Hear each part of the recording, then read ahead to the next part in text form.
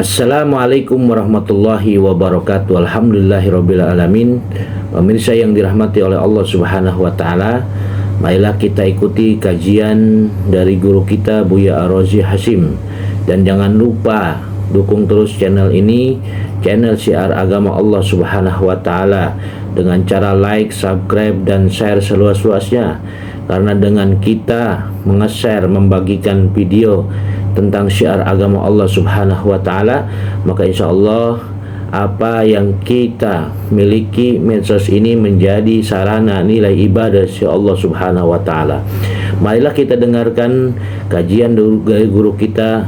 Dengan mengkaji dari guru-guru kita, insya Allah kita akan memahami tentang agama. Marilah kita saksikan. Terima kasih. Assalamualaikum warahmatullahi wabarakatuh. Kita sering mendengar kata ghibah, ya. Ghibah ini dari bahasa Arab ghaibah, ghaib. Salah satu yang sering kita baca di awal sendiri orang bertakwa itu, mereka percaya kepada yang gaib. Gaib itu artinya sesuatu yang tidak hadir. Jadi gaib lawannya hadir. Hadir. Giliran si Ahmad tidak datang, temannya bilang gaib. Gaib sih. Dia gaib, dia tidak hadir. Lalu dalam bahasa Arab itu ada penambahan ta' marbutah, menunjukkan feminin, tapi dia kan gak feminin katanya. Dia cuma menunjukkan statusnya berubah, membicarakan yang tidak tampak tapi kesannya negatif. Nah, disebutlah ghaibah. Jadi al-ghaibah dari situlah kira-kira akar katanya. Ini ghaibah dalam artian akhlak. Adapun ghaibah dalam bab zikir beda lagi. Ya, dalam bab zikir ini masih dalam bab akhlak. Di dalam Al-Quran, surat yang sering kita baca, Al-Hujurat misalnya, itu ayat 10, 11, 12 itu kan berbicara tentang adab, bagaimana kita berinteraksi dengan makhluk. Dan tentang ghibah ini atau ghaibah, Allah menyebut, walaupun ini ungkapan majazi bagi ahli bahasa, tapi bagi ahli ma'rifatullah ini hakiki. Apa itu? Ayuhibbu ahadukum ayyakula lahma akhihi mayyita. Kalau kita menggibah seseorang, maka Allah kasih pertanyaan, ayuhibbu ahadukum, apakah kamu suka melahap, memakan daging saudaramu sendiri? Udah daging saudaramu mayyita, bangkai, dagingnya bangkai, gak disembelih, bau, ya. Daging kita ini kan paling bau Pak kalau sudah jadi bangkai. Itu lebih bau dari semua hewan yang ada di muka bumi, karena di dalamnya semua kebusukan ada, semua bakteri ada. Nah, bagi ahli bahasa, menggibah dianggap majazinya adalah makan lahma akhihi maitah, daging saudara seakan-akan. Tetapi di ayat ini tidak ada kalimat seakan-akan. Langsung pertanyaannya, apa kamu mau makan daging saudaramu dan itu bangkai? Saya sudah pernah menjelaskan kepada bab taubah bahwa dosa itu ada tingkatan. Dosa orang awam itu, bagi orang awam, dosa fisik. Lalu ada dosa orang yang khawas, yang spesial, itu dosa kolbu. Jadi atau pikiran jorok, hati mulai tidak benar, itu disebut dosa juga, tidak terlihat oleh kasat mata. Lalu ada khawasul khawas, para wali-wali Allah yang besar, yang tinggi, itu mereka yang dianggap oleh level 1 itu taat, itu bagi mereka dianggap dosa. Contoh, seorang imam namanya Syarif Sakti, dia punya toko di pasar. Semua tokonya terbakar, toko orang di sana, kecuali toko dia. Lalu ada anak buahnya ngabarin, wahai Tuhan, semua toko terbakar kecuali toko kita. Apa kata dia? Alhamdulillah. Alhamdulillah kalau bagi orang awam itu baik kan? Kita bersyukur, alhamdulillah, orang banjir semua, orang kebakaran semua, saya enggak. Alhamdulillah, ini secara orang awam. Jadi ternyata kalau diusut, coba lihat, dia baca alhamdulillah, dia bersyukur di saat orang lagi susah. Ini punya perasaan ini orangnya. Punya batin nggak sih dia orang itu? Gitu. Kan nggak ada perasaan orang begitu. Karena tidak ada sisi kemanusiaannya, tapi dia poles dengan keagamaan, dengan lafaz alhamdulillah, terkesan soleh, taat. Taatnya orang awam ini, syukurnya orang awam ini dosa bagi orang yang khawasul khawas, dosa bagi orang yang sudah level wali. Syarif Sakti baru selesai baca alhamdulillah, langsung dia merasa bersalah. Loh, kok saya baca alhamdulillah? Semenjak saat itu sampai 30 tahun, 40 tahun dia beristighfar karena tidak punya perasaan kepada orang. Apa kata dia? Innila astaghfirullah arba'ina sana. Aku taubat kepada Allah, minta ampun kepada Allah 40 tahun. Kenapa? Karena alhamdulillah, karena aku pernah mengatakan alhamdulillah bukan pada tempatnya. Ini sahabat-sahabat Allah, ini mau dekat pemilu. Sebentar lagi orang akan takbir untuk membentak orang yang beda partai dengan dia, beda pilihan dengan dia. Takbir boleh nggak dipakai untuk itu? Gimana? Yang pro sama partai PKS, pro partai P3, apalagi partai Islam, PKB, apalagi partai Islam. Ada gelora ya baru ya. Wah, nanti perang takbir kita, Pak. Masyumi, reborn, ada yang baru. Saya nggak bisa bayangin ntar kalau semuanya bertakbir, kan bingung kita nanti. Ini takbir yang mana mau diikuti? Ya. Jadi maksud saya sederhana, Bapak Ibu, saudara sahabat Allah, jangan tertipu oleh simbol-simbol. Satu. Yang kedua, berislam itu bukan dengan kita mengucapkan kata-kata tadi. Berislam itu lebih basic daripada itu semua. Islam itu di kolbu kita, bukan di lafaz, Pak. Emang kalau orang baca subhanallah langsung jadi muslim? Enggak. Langsung islami? Enggak. Arabi sih iya. Jadi kita akan membedakan itu. Ketika para sahabat mereka bertakbir kenceng-kenceng, Nabi tegur, irba'u ala anfusikum. Slow down, ya. Cukup diri kamu yang berteriak. Allah kan nggak tuli kamu memanggil sesuatu zat yang maha mendengar dan tidak jauh, yang tidak tuli. Saya tidak bisa bayangkan itu. Seandainya tahun-tahun kemarin itu Rasulullah hidup, kira-kira gimana, Pak? Gak tahu masjid ini apakah menggunakan takbir juga untuk masalah politik. Ternyata yang dipilih dan yang tidak dipilih sekarang satu kabinet. Lucu gak Pak? Bagi saya itu agama dijadikan alat dan sekarang begitu. Dan itu dosa-dosa yang bagi saya itu bukan dosa kecil Pak, itu dosa besar.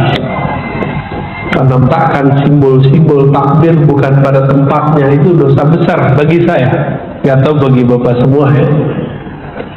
Kita kalau ngikutin adabnya Imam Syarif Sakti, kita bisa tobat setiap saat. Saya pernah korban loh Pak, saya dibentak pakai takbir. Kita bilangin, kamu gitu-gitu amat dalam berpolitik. Biasa aja. Aisyah sama Ali perang kok biasa aja. Langsung ditakbirin gitu Pak.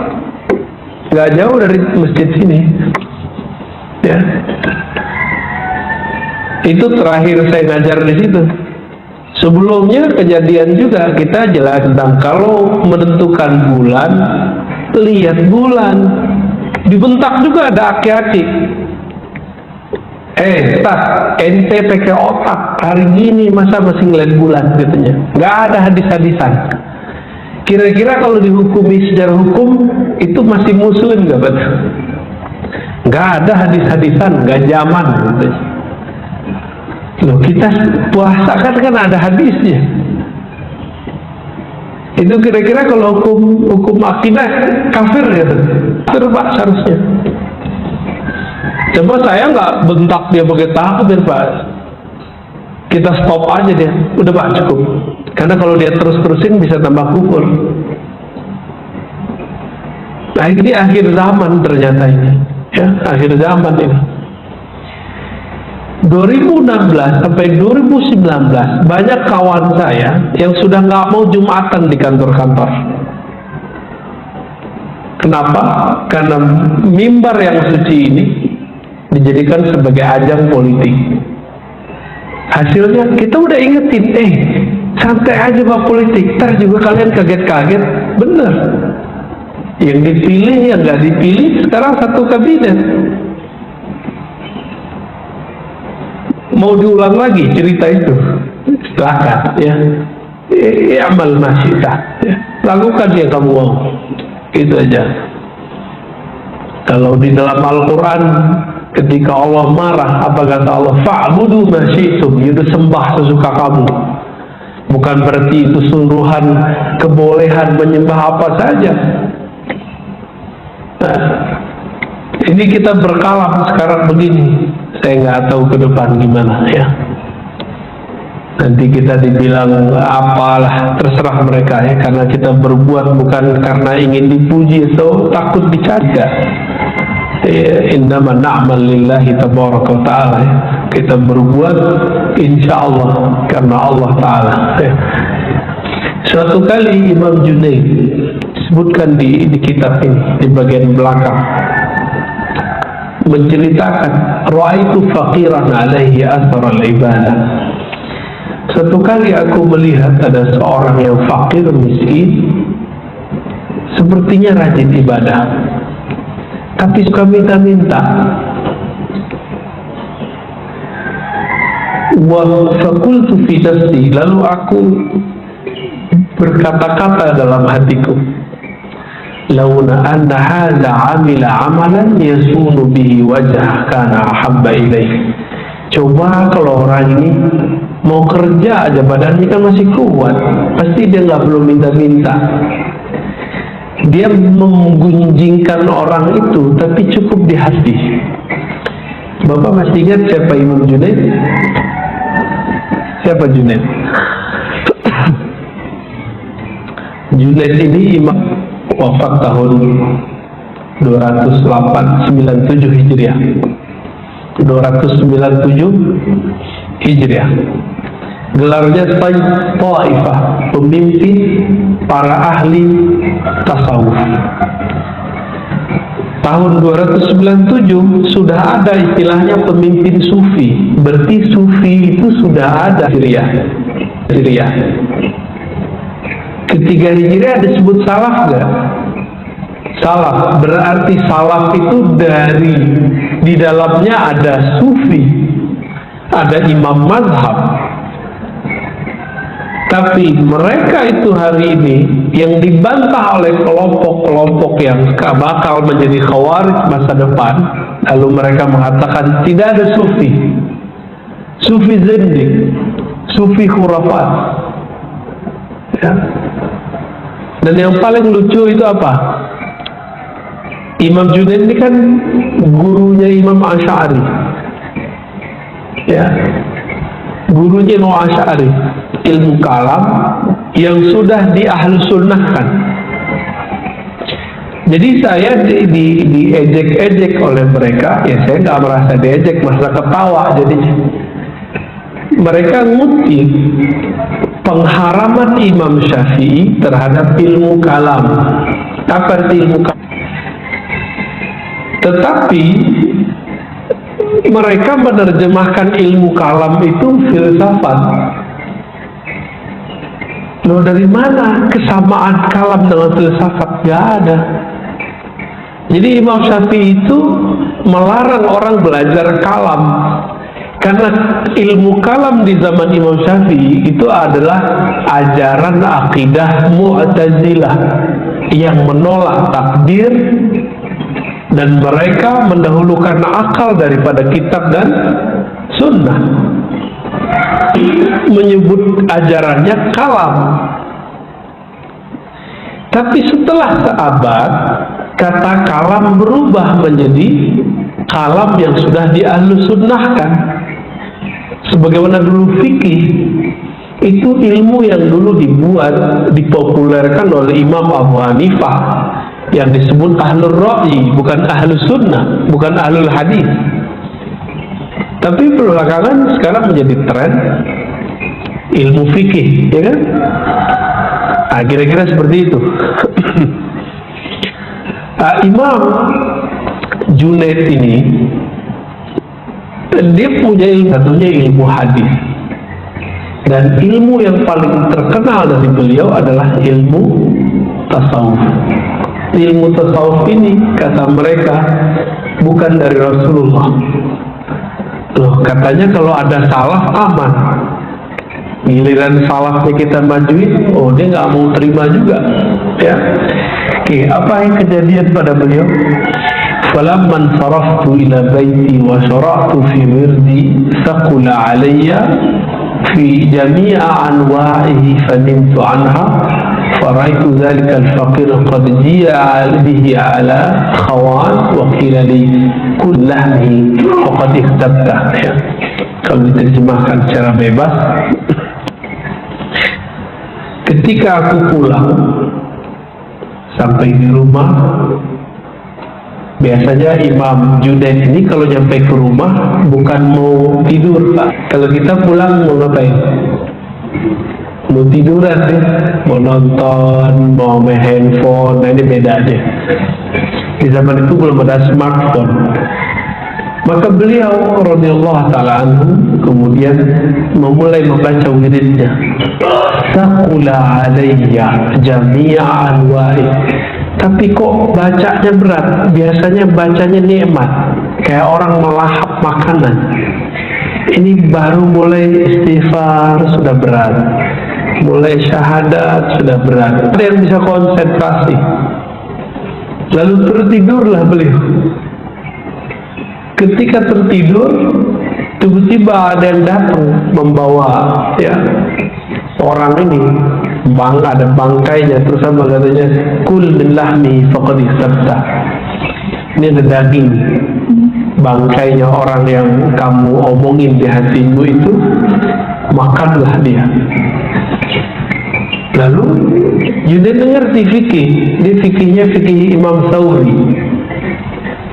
Fikih Thawri sudah nggak ada Pak sekarang, ya. Sufyan Ats-Tsauri, ya. Ada yang mengatakan dia pakai fikih Ishaq, ya. Innama qultuhu fi nafsi. Aku kan cuma bergumam dalam hatiku, belum melafazkannya. Nah, ini untuk meluruskan, karena ibu-ibu, bapak-bapak ini banyak bilang, ini kan kenyataan, yang saya omongin kenyataan, berarti ini bukan gunjing. Lah itulah yang disebut gunjing. Gunjing itu membicarakan sesuatu yang nyata. Kalau enggak disebut fitnah. Ya. Faqila li, lalu dikatakan kepada Imam Junaid, mithluka la yaliqu bih. Orang kayak kamu, maksudnya engkau ini kan wali Allah, atas di kolmu ada sesuatu hujatan merendahkan kepada makhluk-makhluk Allah tabaraka wa ta'ala. Berat jadi wali Pak ya? Mau jadi wali? Enak Pak jadi wali, jadi kekasih Allah. Tapi adabnya gitu, ngeliat ada pengemis gak boleh, sedikit pun suuzon gak boleh. Gimana? Kuat gak? Imam kita sholatnya agak panjang, bacanya agak berat. Waduh, gak boleh kesel Pak. Gak boleh kesel kita. Aduh, panjang amat gitu, gak pantas. Kalau cuma jadi wali ya. Dicaci maki orang gak boleh emosi, biasa aja. Gimana? Kuat gak jadi wali?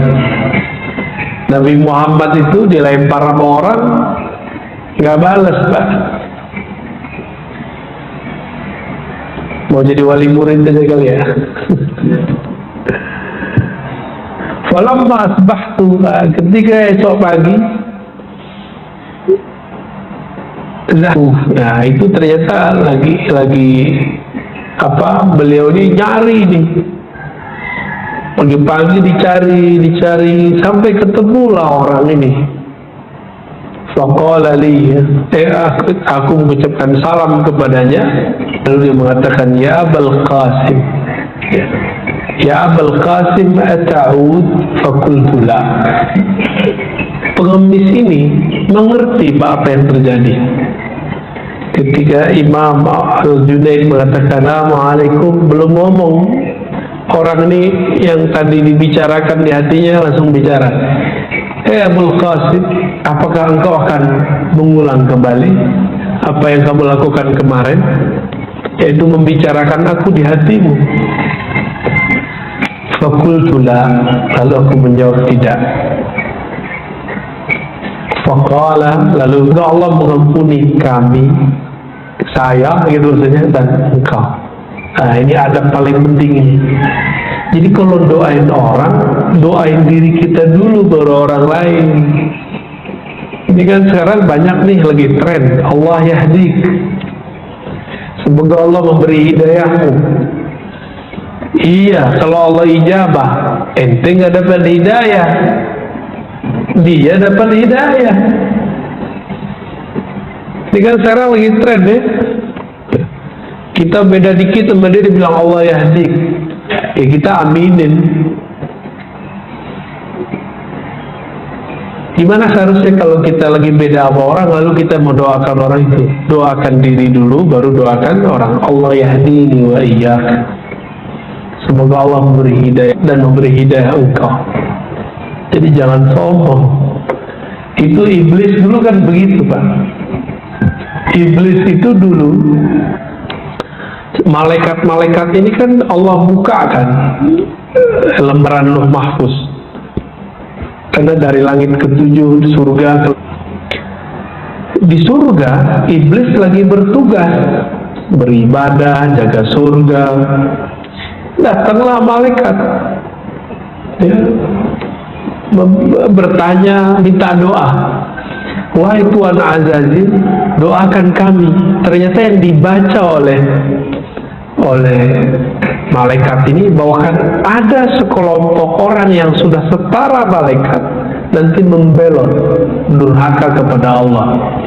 Malaikat takut, lalu mereka datang kepada malaikat yang sudah setara malaikat, yaitu Azazil yang bakal menanti jadi iblis. Datang ke sana minta doa. Apa kata si Azazil yang lagi jaga surga? Saya doakan ente selamat semua, tapi dia lupa melupakan mendoakan dirinya.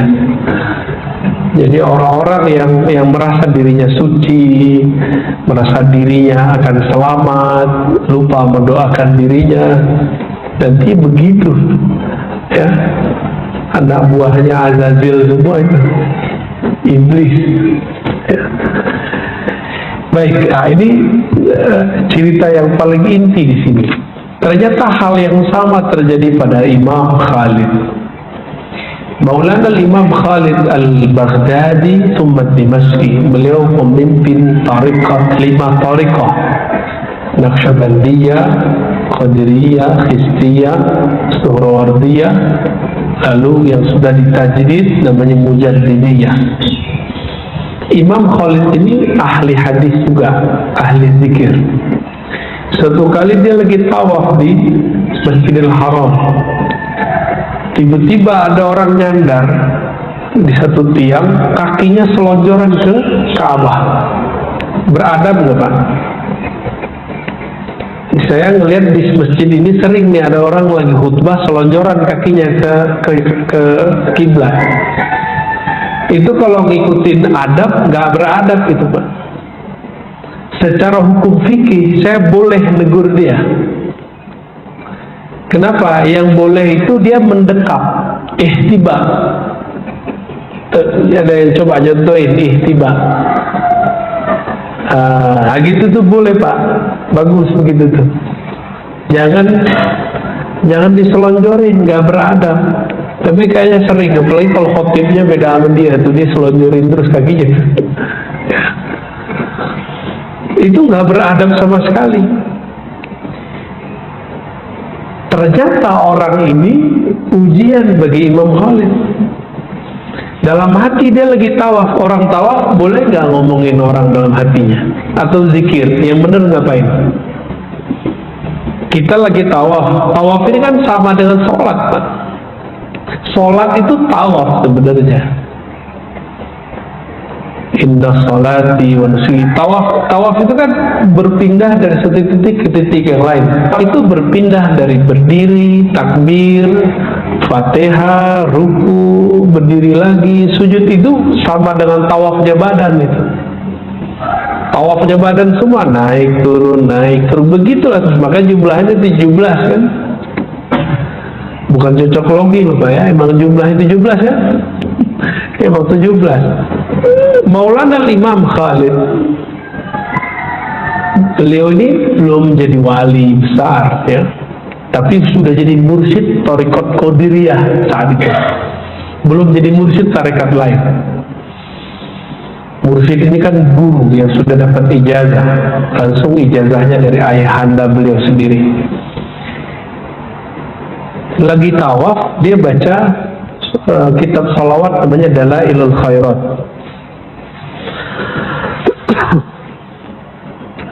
Kitab Dalailul Khairat ini kitab salawat dia baca, fokus. Bilang apa? Aki-aki tambah tua kok tambah nggak beradab, tambah tua kok tambah nggak punya etika, gitu dalam hati dia. Kejadian buat-buat, bukan kejadian cerita dongeng, ini cerita asli. Maulana Imam Khalid ditegur lengkap dengan namanya. Lalu dia lihat, loh ini aki-aki yang tadi kok tahu nama saya. Ketika ditegur, orang itu ngomong, Khalid, gurumu yang akan membuat engkau menjadi wali Allah bukan di sini, lagi di daerah timur, Uzbek, Afgan, sono lagi gitu, udah nyampe ke ujung sana. Terus dalam hati dia mikir, loh kok dia tahu kalau saya lagi nyari guru, nyari wali di Mekah. Jadi saya juga ngalami yang sama Pak. Saya mau cari wali Allah di Mekah, nggak ketemu-ketemu. Wali Allah yang saya maksud yang ahli ma'rifat. Kalau orang taat, orang berilmu banyak. Tapi yang cari ma'rifatullah, ma'rifatul zatillah itu gak banyak.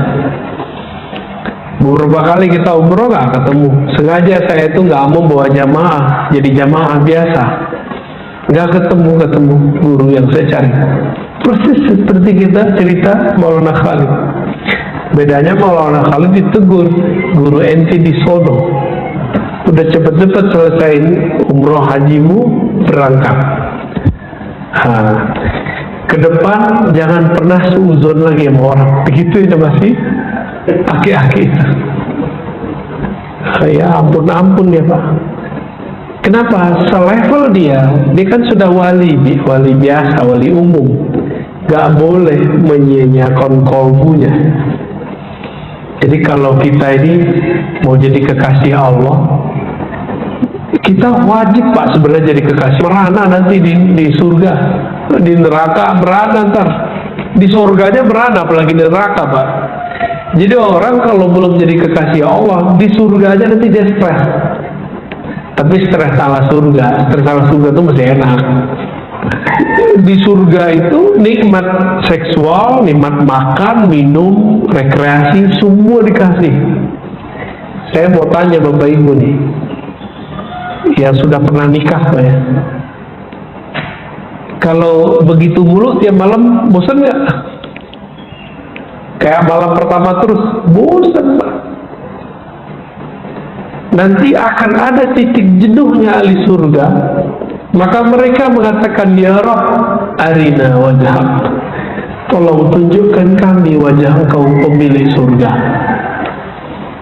Berarti surga mendapat bidadari 72 seperti bidadarinya teroris. Kan teroris bunuh orang supaya dapat 72. Loh kita 72 mah dikit itu Pak. Hadisnya di Tirmizi dan tidak sampai derajat sahih seperti di Sahih Bukhari Muslim. Hadisnya kalau mau dapat 72 bidadari boleh, nggak apa-apa, gitu juga mau kok. Tapi nggak dengan cara bunuh orang. Emang ada Pak mahar surga bunuh orang nggak bersalah? Itu orang waras nggak tuh beragama? Beragama itu apalah takhilun, orang waras. Tapi hari ini kok orang beragama nggak waras, itu kok muncul begitu? Apakah ini fenomena orang stres beragama? Ya udah jadi teroris aja deh gitu ya. Korban hoax itu. Apalagi ini haji, saya bukan orang pemerintah loh Pak ya, karena saya bukan PNS, maka saya nggak ada urusan menjelaskan ini. Tapi kita perlu meluruskan, kita ini jangan kemakan hoax. Haji tahun ini tidak jadi bukan karena Indonesia utang, itu nggak ada urusan.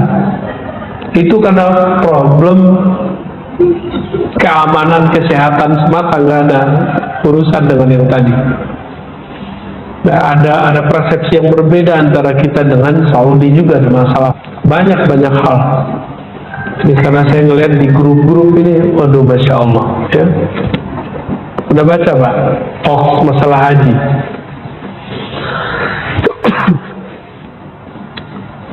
Orang kok suka gitu nyebar hoax, dan parahnya yang nyebar hoax yang taat ibadah, orang masjid ya, orang masjid yang nyebar hoax. Kita agak sedih dengan fenomena ini. Perlu belajar ilmu hadis Pak, biar gak kena hoax ya. Baik.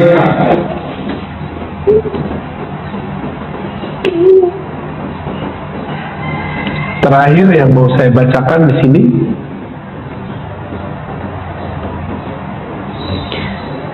dikatakan di sini bahwa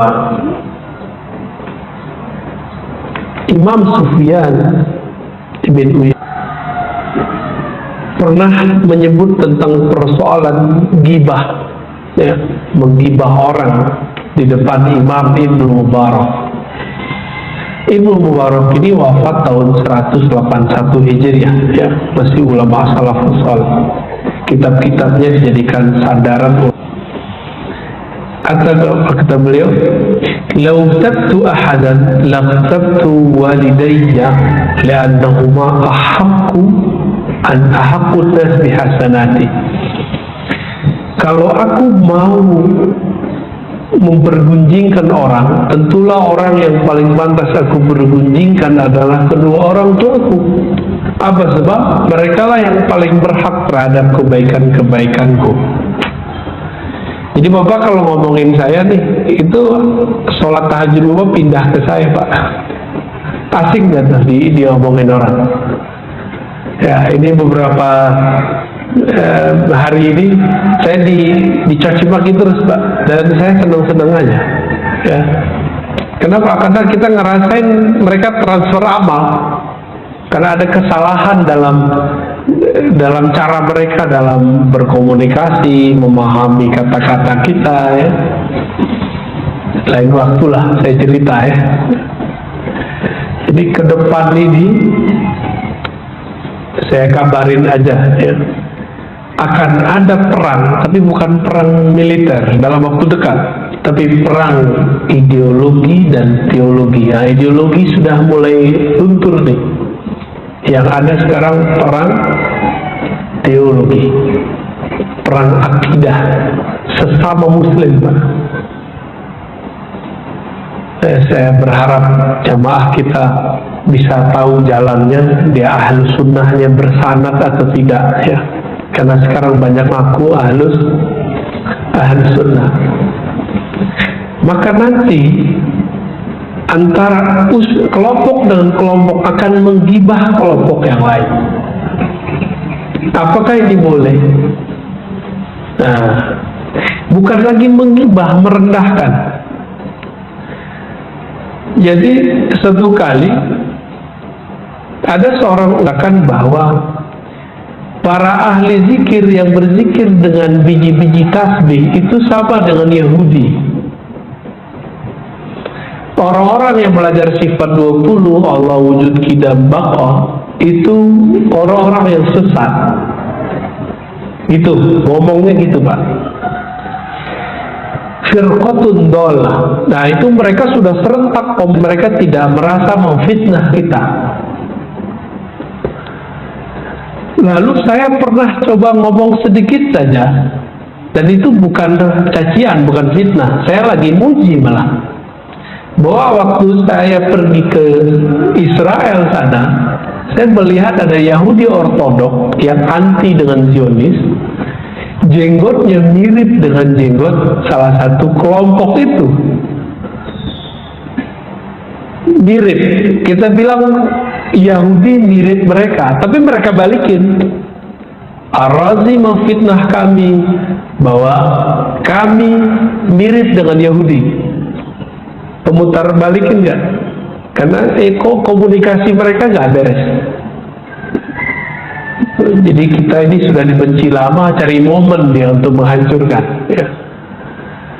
Terus yang kedua, akan Yahudi di sana itu melakukan perempuan persis seperti Salafi, yaitu perempuan dilarang ke masjid dalam tradisi Salafi. Saya ngomong begitu.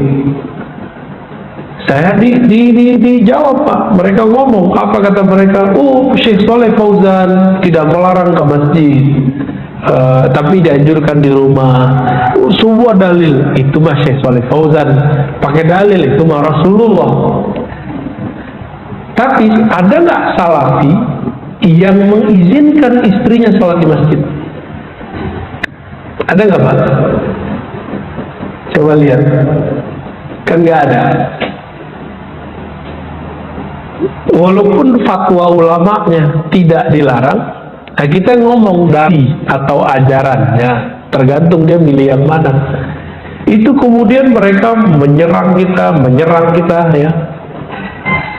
Saya jelaskan begitu.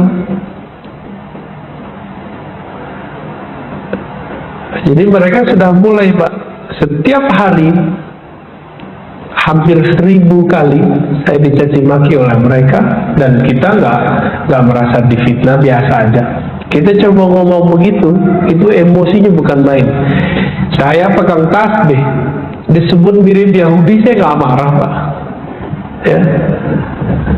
Tapi giliran Yahudi kita katakan itu pujian, karena jenggotnya Yahudi ini mirip dengan jenggotnya Sayyidina Harun. Pujian nggak tuh? Mereka kemudian memotong video itu dan dijadikan sebagai cara untuk mencaci maki kita. Jadi sekarang ada gerakan caci maki berjamaah setiap hari, ya, setiap hari.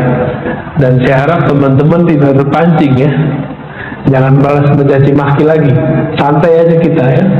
Kita mau balas dengan keilmuan aja. Idfa billati hiya ahsan. Kalau ahli kitab tadi kita harus balasnya dengan baik, apalagi dengan sesama muslim, walaupun mereka nggak baik ke kita, walaupun mereka bilang kita sesat, ya.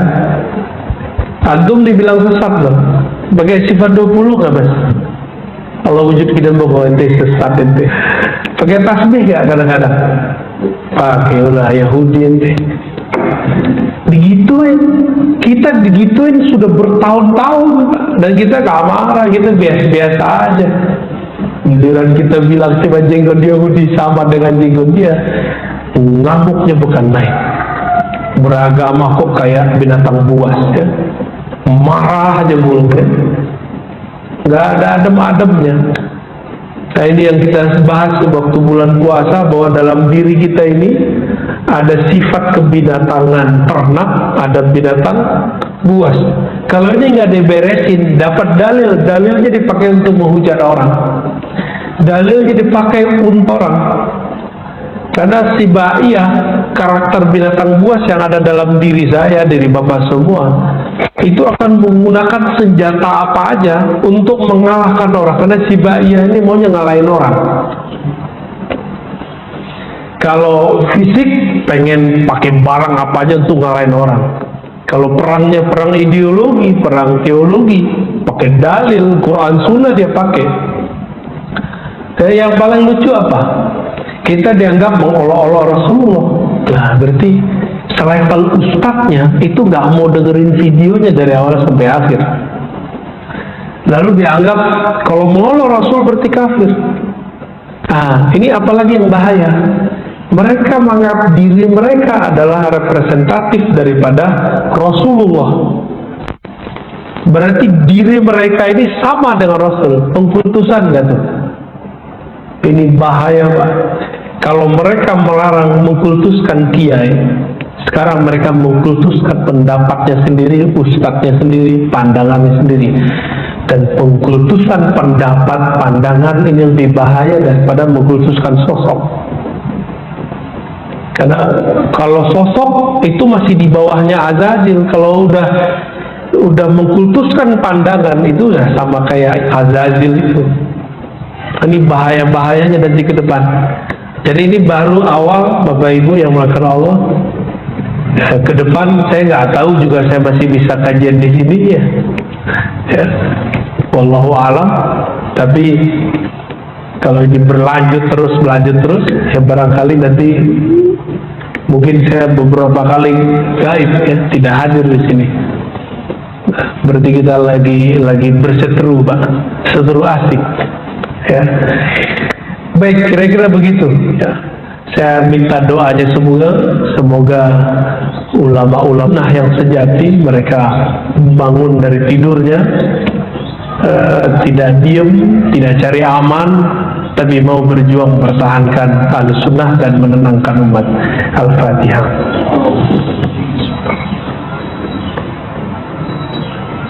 Ya.